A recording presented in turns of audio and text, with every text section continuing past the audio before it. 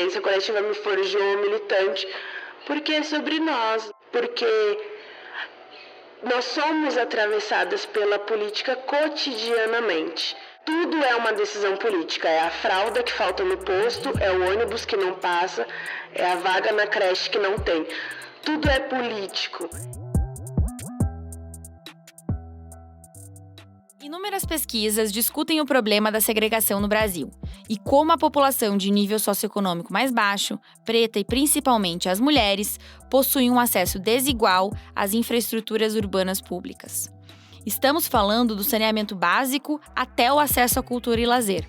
O Estado falha em garantir equivalência e uniformidade na oferta das infraestruturas urbanas, perpetuando um ciclo vicioso de pobreza. As mulheres que sofrem com essas perversidades encontram estratégias para minimizar seus efeitos, principalmente através das redes de apoio comunitário.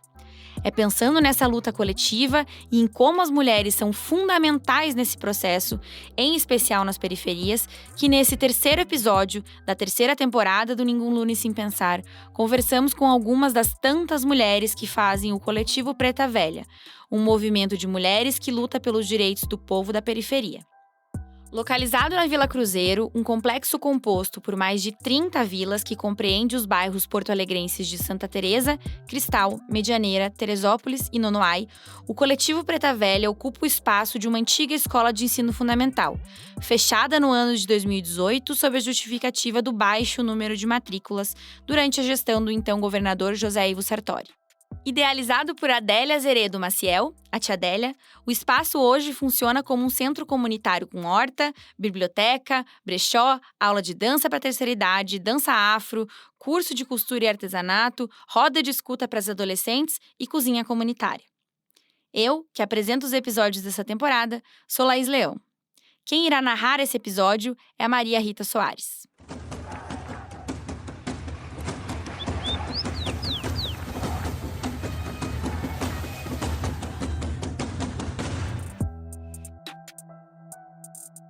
Olá, eu sou Maria Rita Soares, arquiteta e urbanista e integrante do grupo de pesquisa Encontros, Territórios e Redes, o ENTRE. Também sou doutoranda no programa de pós-graduação em Planejamento Urbano e Regional da Universidade Federal do Rio Grande do Sul e pesquiso organizações como a do Coletivo Preta Velha, onde as coisas são feitas de forma comunitária. Neste episódio, diferente dos demais dessa temporada, decidimos fazer uma roda de conversa com mulheres potentes que representam o Preta. E, como nos demais episódios, vamos começar pedindo para que elas se apresentem.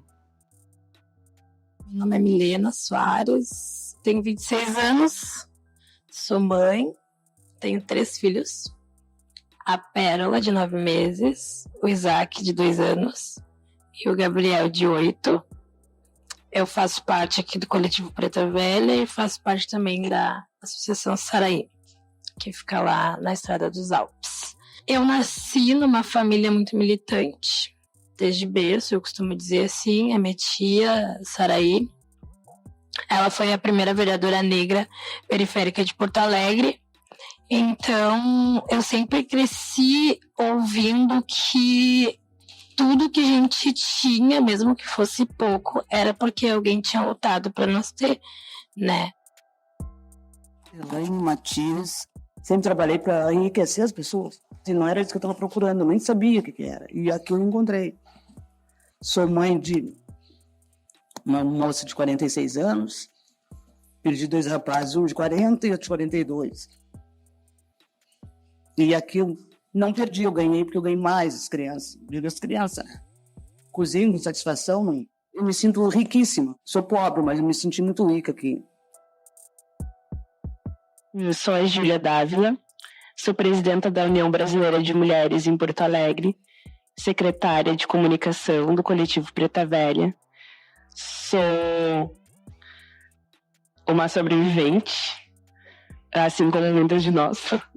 Sou neta de uma mulher que morreu analfabeta, filha de uma mulher que estudou até a 4ª série. Hoje sou formada em produção executiva e curso de jornalismo. Então, a gente vai ressignificando a trajetória dos nossos familiares e eu acho que o movimento das mulheres da vila é muito isso, a ressignificar eu, a Milena, a gente ainda é muito jovem, nós somos de uma geração que já teve acesso a políticas públicas diferentes do que a Matias, diferentes que a própria tia Adélia. E eu sou fruto de projeto social. No contraturno era aula de violão, era aula de street dance, era informática, porque eu não podia estar na rua. Porque a gente disputa com a rua cotidianamente a nossa juventude. Me formei muito tarde, saí da escola muito cedo, evadi a escola, então retornei já mais velha, me formei através do EJA. Estar no Preta hoje para mim é um retorno. Me formei em lugares muito parecidos com a estrutura que o Preta nos proporciona.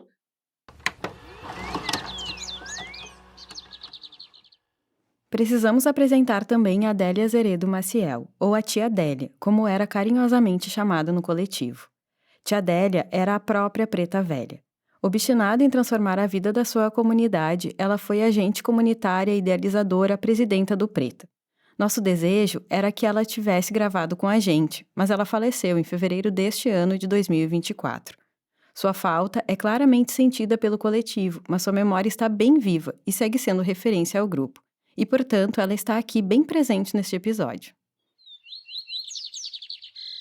Eu acho que é impossível falar da tia Adélia sem falar que ela foi uma mulher muito feliz, né? A tia Adélia escolheu a felicidade como mecanismo para fugir da vida dura.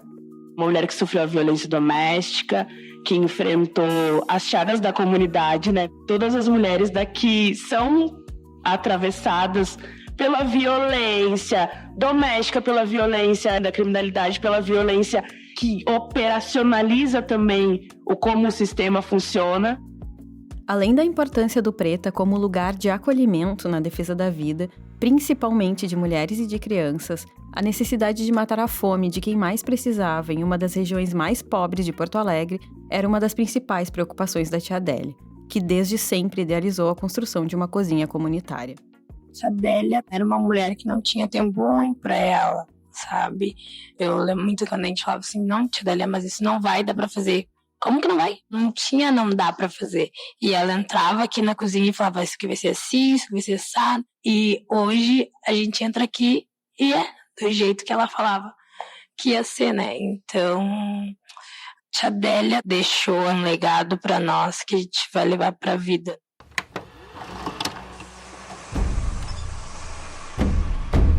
Segundo o Wiki Favelas, a comunidade da Grande Cruzeiro, onde está situado o coletivo Preta Velha, possui cerca de 200 mil moradores. Ela é marcada pelo estigma da violência e da pobreza. A região sofre com uma baixa oferta de infraestrutura de mobilidade, saúde, educação e tantos outros serviços públicos urbanos. Eu nasci e me criei aqui na Orfanatrof, que é próxima aqui também do coletivo, é a Grande Cruzeiro. É um complexo que tem 32 vilas. Esse espaço é um dos 3 complexos mais violentos de Porto Alegre. É onde a gente mais perde jovens pela guerra do tráfico, pela violência. Só que a gente sabe quem são esses jovens e qual é a cor deles. Claro que na vila mora preto, mora branco, mora alemão, mora de tudo, mas a gente sabe que a sua maioria são os negros, né?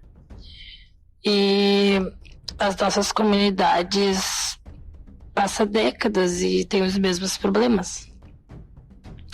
Só que atualmente, nessa cidade que a gente vive, a gente enfrenta mais problemas.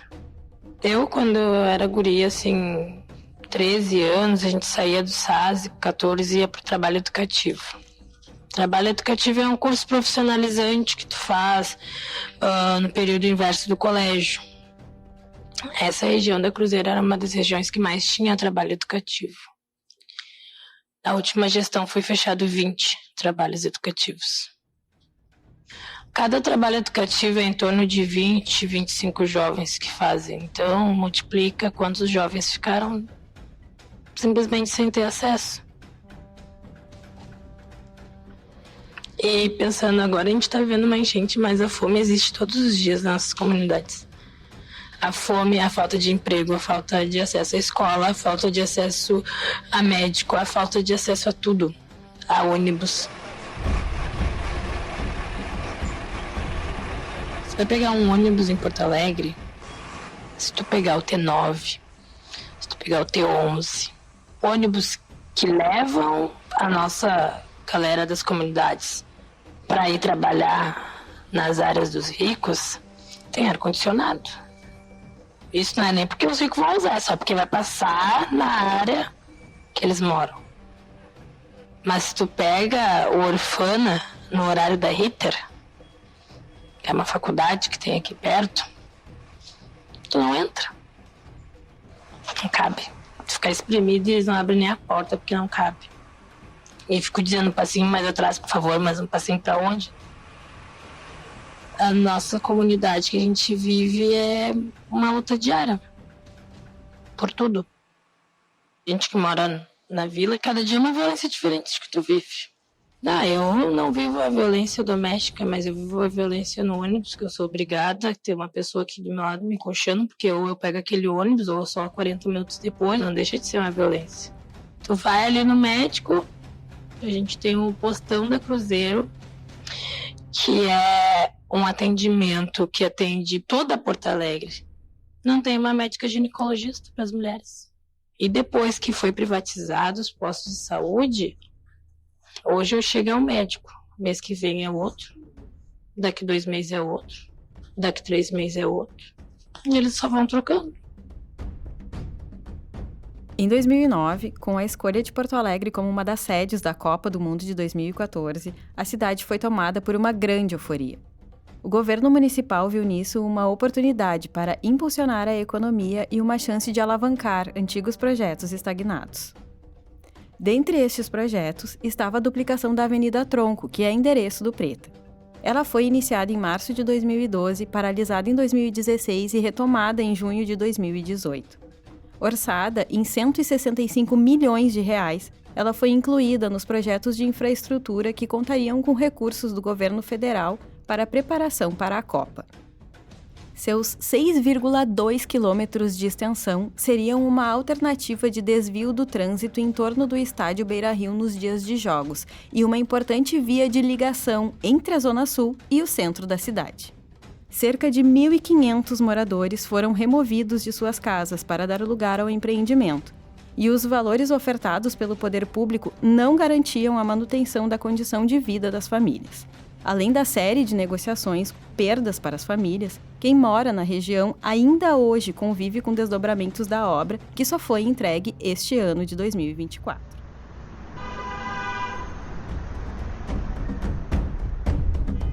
A obra da Copa que correu aqui, ela parece muito boa, mas é uma obra que começa e termina no asfalto. Não é uma obra que beneficia a comunidade. Ela corta a comunidade para que quem ia a um jogo chegasse mais rápido, para que quem se deslocasse do centro para a zona burguesa chegasse mais rápido, de uma forma mais tranquila, sem trânsito. Mas, em detrimento disso, a gente tem famílias expulsas da sua casa, só recebendo uma cartinha embaixo da porta, tendo 30 dias para sair. A gente tem o fechamento de diversos projetos educativos. A gente tem o encerramento de 4 praças. E, além disso, a gente tem uma violência crescente. Quando a gente simplesmente consegue enfraquecer todos os serviços públicos, a gente consegue ir retirando a essência da comunidade, do atendimento, do contato da comunidade com a própria comunidade, do Estado com a comunidade, né? Quando essa comunidade deixa de ser responsabilidade real do Estado, o resultado que a gente tem é esse, né? A gente hoje está dentro de uma escola que, se nós não estivéssemos aqui, ela estaria há 4 anos desocupada. Quando tu fecha uma escola dentro de um complexo periférico com 32 vilas, com a maior crescência de criminalidade do município, tu decreta que naquela escola uma nova boca vai abrir. E foi isso que aconteceu aqui. Nós tínhamos um ponto gigante do tráfico, onde a gente tinha não só o repasse, mas a gente tinha torturas que aconteciam aqui dentro, nós tivemos estupros aqui dentro, higienizando um dos nossos prédios, nós inclusive encontramos partes de uma pessoa, né? Então esse é o efeito, e a gente fala disso abertamente, porque quem passa por essa avenida dentro do seu carro não faz ideia do preço que essa avenida foi para Vila Cruzeiro. Ela custou muito caro, porque ela custou a vida de muita gente. Na mesma leva em que foi fechada a escola estadual que funcionava no prédio que hoje o coletivo Preta Velha ocupa, foram fechadas outras 100 escolas em Porto Alegre. Cerca de 2 escolas por mês, conforme apontam os dados do sindicato Centro dos Professores do Estado do Rio Grande do Sul. O problema é cíclico e revela o desmonte da educação pública. O prédio do Preta foi revitalizado pelo coletivo e hoje o lugar é reconhecido como centro comunitário, inclusive pelo Ministério Público do Estado. A escola ela foi fechada pelo governo Sartori, acho bem importante a gente dar nome aos bois, em 2017. O coletivo já caminhava na construção da luta, a comunidade já tinha enfrentado as desocupações, então já tinha tido ameaça de fechamento do postão, já tinha uma atmosfera de luta reverberando na cidade, na Cruzeiro principalmente. Então o Preta, ele nasce meio que junto com o fechamento da escola. Inicialmente a nossa luta era para que a escola não fechasse, porque as pessoas precisavam dessa escola. Tem irmãos mais velhos que largaram a escola porque o irmão mais novo foi para uma escola de um lado, ele foi para a escola do outro. Como é que leva? Como é que busca? A mãe não pode. Muito jovem deixou de estudar. Tem jovem que, por um longo período de tempo, não podia estar em escola A ou B porque não podia pisar naquele território por ser de outro território. Então a nossa luta inicia para que a escola não feche.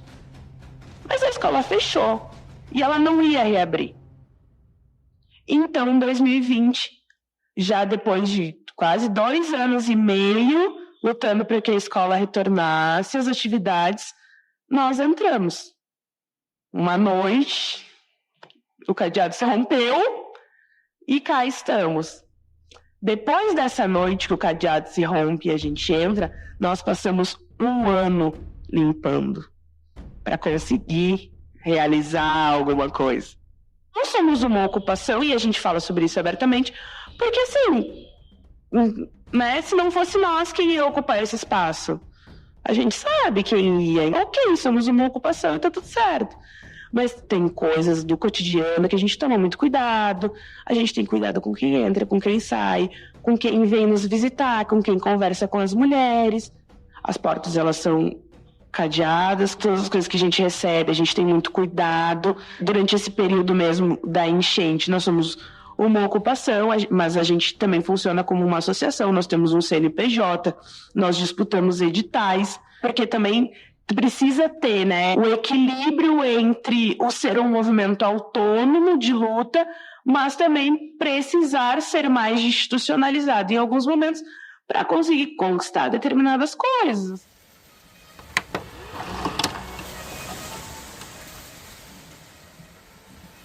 Em diferentes momentos ao longo deste episódio, as mulheres do Preta Velha mencionaram a enchente, que, como você já deve estar imaginando, se refere àquela provocada pelas fortes chuvas que assolaram o Rio Grande do Sul no fim do mês de abril deste ano de 2024, impactando mais de 2 milhões de pessoas e forçando muita gente a abandonar sua casa e pertences.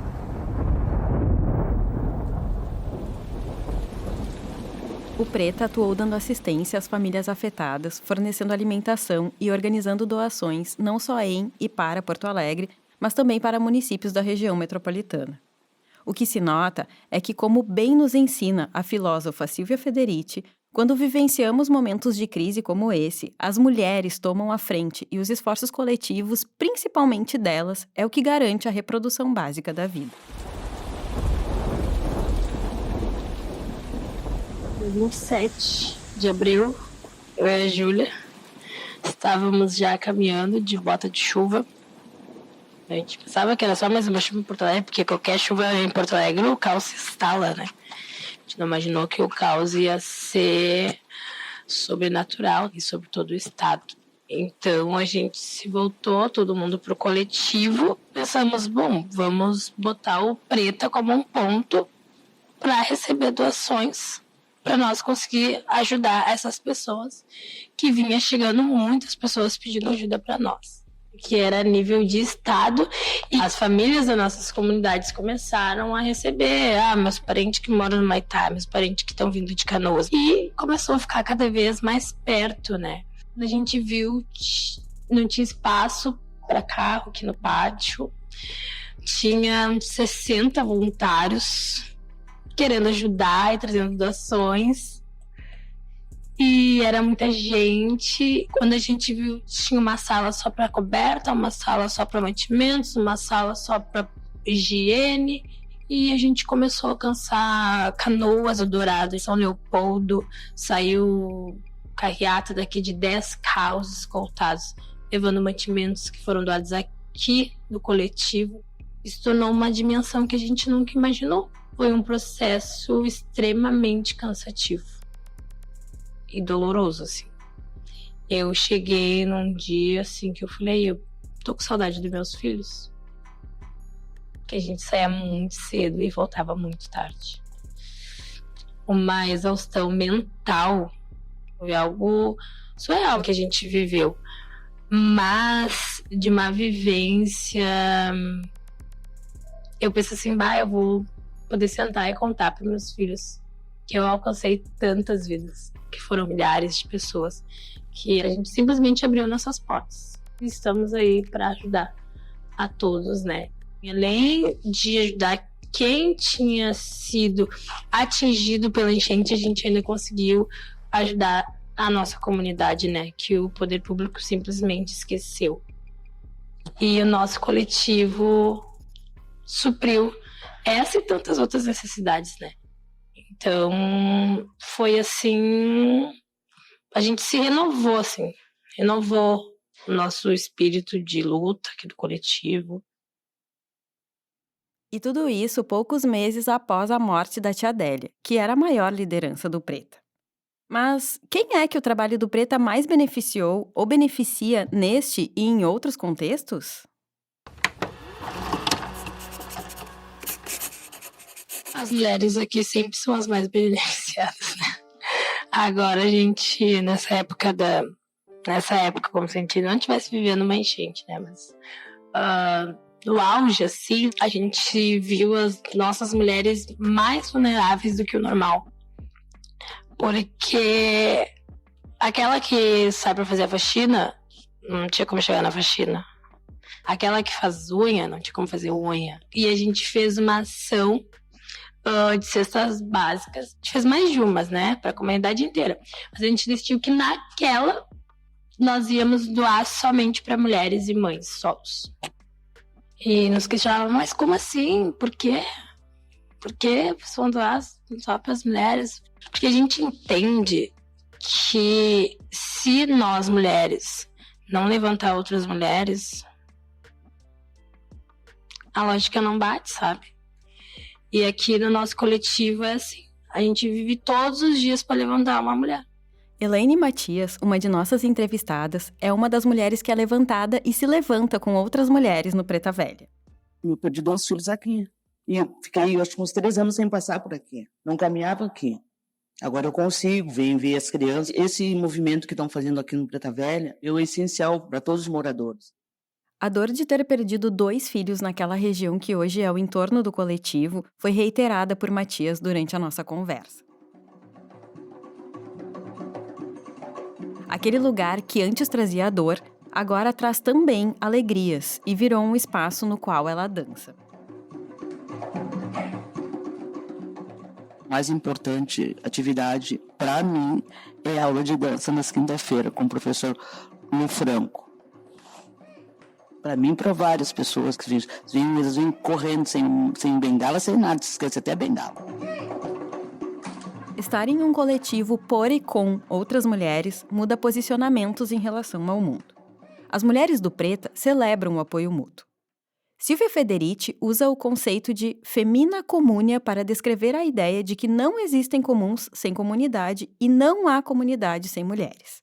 Ela argumenta que essas estratégias de sobrevivência fortalecem o sentimento de solidariedade, comunidade e identidade, práticas que vemos em diversas cidades latino-americanas.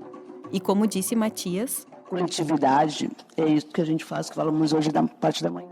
Coletividade é isso que elas fazem no Preta. Essas mulheres estão construindo uma nova política baseada em formas cooperativas, afirmando seu direito à cidade e estabelecendo as bases para práticas de resistência. Ou na potente perspectiva da professora e teórica feminista Bell Hooks, essas mulheres vivem uma ética amorosa, expressa em um compromisso com o bem-estar coletivo da comunidade. O Preta me transformou no sentido de olhar o próximo e de aprender, porque aqui no Preta a maioria das pessoas são mais velhas. A gente tem o privilégio de conviver com mulheres que têm idade para ser nossas mães, nossas avós, e que são um exemplo, que são matriarcas não só da sua própria família, né, mas que aqui no ambiente abraçam todo mundo, cuidam. E esse papel do cuidado também, porque é uma coisa que para nós, socialmente, o cuidado ele é imposto. Nós nascemos para cuidar. As mulheres têm o papel do cuidado incumbido desde sempre. Mas o cuidado aqui ele é diferente porque nós somos majoritariamente todas mulheres. Então, o cuidado de uma com a outra, ele é um cuidado de eu preciso que tu esteja bem, porque amanhã eu preciso de alguém para me ombrear. Hoje eu preciso que tu fique bem, porque amanhã eu vou precisar me escorar. Um dado do Programa Social e Ambiental de Manaus e Interior, uma parceria entre o governo do Amazonas e Banco Interamericano de Desenvolvimento, aponta que as mulheres correspondem a 71% dos líderes comunitários. A representação política, no entanto, ainda é ínfima, como abordamos no 5º episódio desta temporada de Ninguém Lune Sem Pensar. No prefácio do livro de Bell Hooks, Erguer a Voz, Pensar como Feminista, Pensar como Negra, lemos: Enfrentar o medo de se manifestar e, com coragem, confrontar o poder continua a ser uma agenda vital para todas as mulheres. Eu acho que é por isso que a gente disputa esse espaço político e politizador das mulheres. Porque a gente sabe que se estivesse na nossa mão era diferente. O que o Estado precisa, o que o município precisa, é uma mulher preta como a Matias, resolvendo seus problemas, né? É alguém que consiga ter a capacidade de olhar e compreender a essência do problema, né? A essência do problema é a desigualdade, então vamos resolver a desigualdade. Então, essa política distante feita pelos homens brancos, ela é muito diferente de como a gente faz aqui. Então é por isso que a gente consegue fazer coisas que o Estado não consegue. O padrão da luta comunitária é a mulher negra à frente. Todas as associações que a gente frequenta, que a gente visita, que eu vou fazer uma foto, que seja, tem 2 homens e 20 mulheres. 1 homem e 10 mulheres. Todas. E eu acho que é porque as mulheres elas conseguem entender o significado que tem esse papel do cuidado, né? Eu acho que eu estou atenta ao meu bairro porque eu cuido da minha mãe, do meu pai, do meu filho, do vizinho. Eu cuido de todo o entorno, então não tem como eu não saber que a rua está esburacada. Eu cuido do todo. Não tem como eu não saber que o ônibus não está passando na área. Tá? Então, eu acho que tem essa percepção da mulher, essa coisa que é muito um jeito da Xadélia, vai dar sim. Imagina quantos homens não passaram por esse cadeado, podendo arrombá-lo e entrar, e quem arrombou foi uma mulher. Né? Quem entrou, quem ocupou esse espaço foram as mulheres.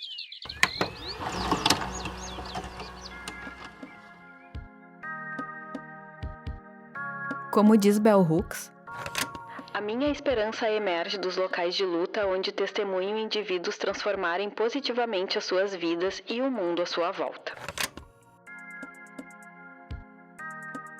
Diante de tudo isso que escutamos até aqui, Quais são os planos para o futuro do Preta? A tia Adélia falava muito que o nosso novo momento agora era trazer os jovens mais para perto, né?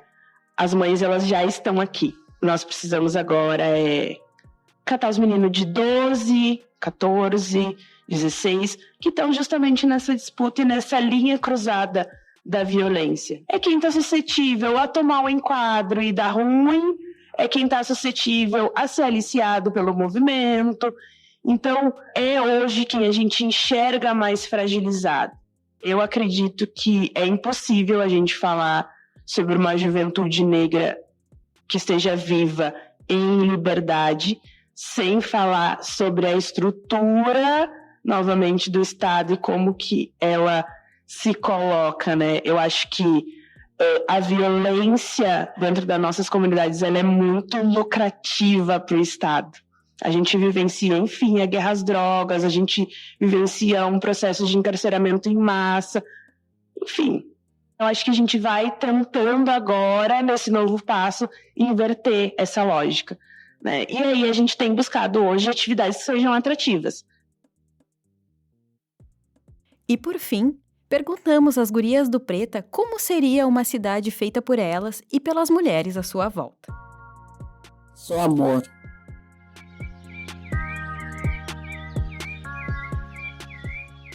De muito amor e muito acolhimento. Ela proporcionaria igualdade, né? Os problemas que a gente enfrenta hoje não somos nós que causamos. A gente vive o maior desastre climático do Brasil. E ele não é nossa responsabilidade. Porque não foi a gente que tomou essas decisões. Não fomos nós que optamos em vamos tirar tudo e fazer pasto. Não fomos nós que escolhemos privatizar todos os serviços. Não foi a gente, mulher, que olhou para a pandemia e achou que não era necessário ter vacina.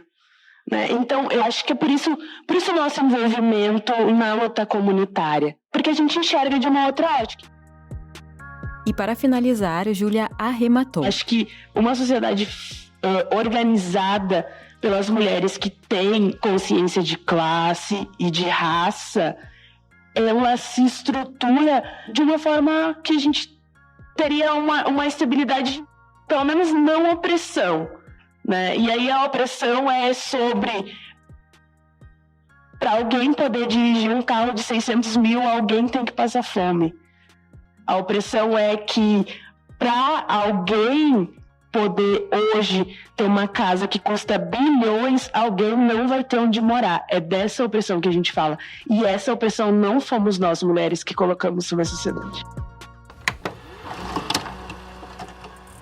Essas foram Júlia Dávila, Milena Soares e Elaine Matias, do coletivo Preta Velha, em Mulheres à Frente da Luta Comunitária, o terceiro episódio da temporada Mulheres, Cidades, Territórios, do podcast Ninguém Lune Sem Pensar. Este episódio é dedicado a Adélia Azeredo Maciel, ou a Tia Adélia, grande líder e idealizadora do coletivo Preta Velha, que faleceu nesse ano, 2024. O link para as referências citadas neste episódio você encontra na descrição, assim como a nossa ficha técnica. A realização de Mulheres, Cidades, Territórios é do Entre, Grupo de Pesquisa, Encontros, Territórios e Redes. Procure mais sobre nós no Instagram, @entre, @en.t.re. O Ninguém Lune Sem Pensar é um espaço de debates do Programa de Pós-Graduação em Gestão Urbana da PUC Paraná e foi concebido por Clóvis Ultramari. Procure pelas outras temporadas e pelos outros formatos do evento nos tocadores de podcast e no YouTube.